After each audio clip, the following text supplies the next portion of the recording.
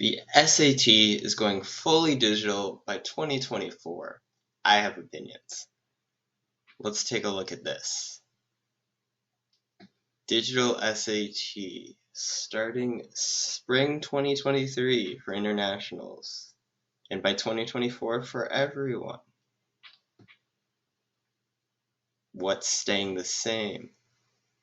Measures the knowledge and skills that matter most. Sure. It will remain on a 1600 scale. I find that interesting, and I'm curious how schools are going to determine the importance between somebody who took the test online to somebody who took it in person, because especially for schools that have an international population, there's going to be a difference between somebody who took it online to somebody who took it in person with this year gap.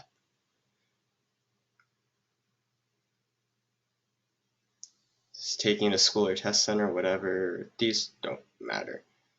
What's changing? Taking the test on a laptop or a tablet. There is kind of a concern that internet speed could become a factor.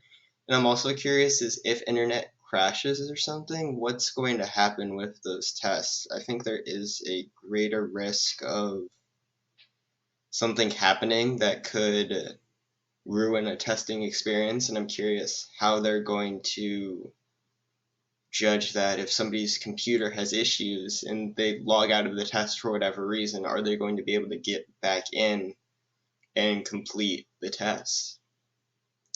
Shorter test experience. I do like this. The SAT taking about 2 hours is nice.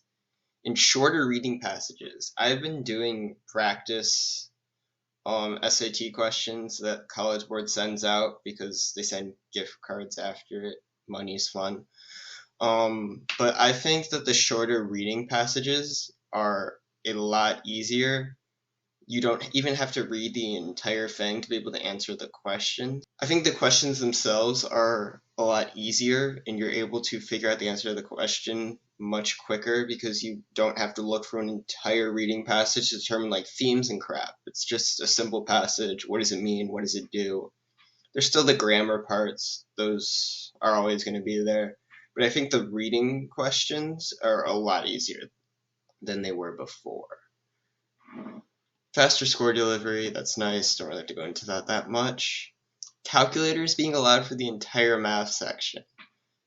And doing practice math questions with calculator for the entire thing, you can graph so much. If you have the ability to use a graphing calculator, which you should, just graph, like it says, a graphing calculator will be built into the testing app. So during the practice questions, I've just been able to graph everything. You can just put so many equations in and you can solve without any prior math knowledge. So something I am worried about is that math sections will be inflated to the point where it doesn't really show a student's ability at solving the problems. And especially since schools use SAT scores as an ability to test in certain math classes, I feel that people might end up in a math class that they're not quite ready for. So I think that is a concern that they need to make sure that the questions are still to a point where you're able to figure it out with using knowledge you actually have instead of just typing everything into a calculator and plugging it into a graph. So that's kind of important. More secure and flexible. I'm curious about this flexible part. I want to see what happens when computers glitch and malfunction and anything that can happen to things on digital technology. So that'll be something that I really want to see what happens. So here's my overall opinion of the new SAT. I think that a shorter test experience is something that people want, and I think a lot of states do prioritize ACT over SAT, and I think with a shorter test, they're trying to get more students to participate in the SAT as opposed to the ACT, because people want the test to take as little time as possible. But I do think with shorter rating sections and all calculator math sections, scores are definitely going to inflate, because I've seen that questions are easier. I don't know if on an actual test they're going to be the same as practice questions, but I think that or I believe that a shorter test with shorter questions and only using a calculator is going to make it less based on knowledge and more common sense, and the questions are going to be much easier. And with the same 1600 scale, I feel like the average test score is going to be a lot higher. I feel like eventually that won't be a problem, but as schools are transitioning, still using the SAT and transitioning to using the new one, I think that schools have to figure out how much to judge the SAT score in the admissions process, and I feel like it'll actually be used less because people will have more similar scores on a higher range.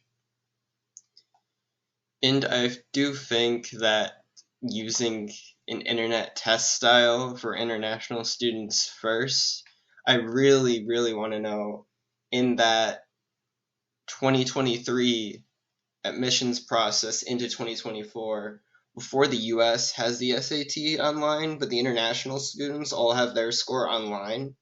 I want to know how that's going to work. I feel like admissions counselors are going to not care about the SAT much at all that year because they're going to have no clue how to judge comparing the two SATs to each other, and it would be difficult to make decisions off of that. The PSAT being online, I don't think that matters because it's its own thing, so I don't think that'll be a concern. But I do have questions about how easier test questions may become a problem in actually testing a student's expertise in reading or math. Especially for the reading sections, I think the long passages allowed for a broader range of questions. But as I've been going through some of the practice SAT questions for the newer style, I feel like that the reading has a lot more repetitive style of questions, and the answers are a lot more just right in your face, and you don't have to look for anything. I feel for the reading section in general, I feel like the main draw of it is you have to read the passage and really search for answers and understand what you're reading. But for the shorter test, the reading section is more just here's a couple lines of text, and just take these couple lines and get this one very generic thing off of these couple lines. But the other answers don't make much sense, and you're going to have a clear view of what the answer is and how it relates to the question. I do think it's going to become more dependent on the grammar questions, on the difference between reading scores, but I don't know how many grammar questions are actually going to be on the test. So I do think that there will be questions. Like, it's these students and educators. Really easy to work on the computer. What happens when the computer has a problem? There's a countdown timer, which I think is nice, so people aren't staring at clocks all the time. No packaging, also I think could be a good thing, and forms being filled out. But again, there's so many other issues that can come with technology, so we'll see how that goes. Frequently asked questions. Let's look at that. Are any of these important? How will the digital SAT be more secure? So when the test is digital, everybody will have their own test. That means they have to come up with a lot of questions because there is going to be so many versions of the test. I'm sure it'll just be same questions with different answers or something, but I feel like that will end up being way more test questions and test questions being made up than there was before, so that'll be interesting. How can the test be an hour shorter, still measure the same things twice as effectively? More adaptive, the same core reading, writing, and math. I don't agree with that. Allowing a calculator for everything does not test the same core math abilities because you can plug things into a calculator you couldn't have before. So I don't agree with that. And it doesn't measure the same core reading abilities because the passages are shorter, so the types of questions you can ask based on the reading is not the same. So I don't think this is accurate. but maybe I'll be proven wrong. We'll see. What if a student doesn't have a device? Oh, they have to bring their own device. They can borrow a device from the College Board. I don't know how much to trust that. I feel like their technology is going to be outdated. So that will be an interesting topic to see how it progresses as time goes. What happens if students have problems with their device or connectivity? That was something I brought up earlier. I'm curious what they say for this. We've built the exam application to withstand internet outages. If the internet disconnects, students will still be able to progress for the test. All their work is saved, and they won't lose testing time. What happens if the problem is with the computer itself? That's what I want to know. All right, they withstand internet outages. What if the computer has issues? That is something that I don't know if that will work as well. Test day issues and technical support challenges. Customer service. Everybody knows College Board customer service is so great. Not. Ugh. We'll see how that goes. A technology coordinator for each test center. That's going to be extra work for people who work at the schools. So technology coordinators already at the schools are going to have a lot of work on those days. Scores being in days after is a nice thing. I do have to give them that.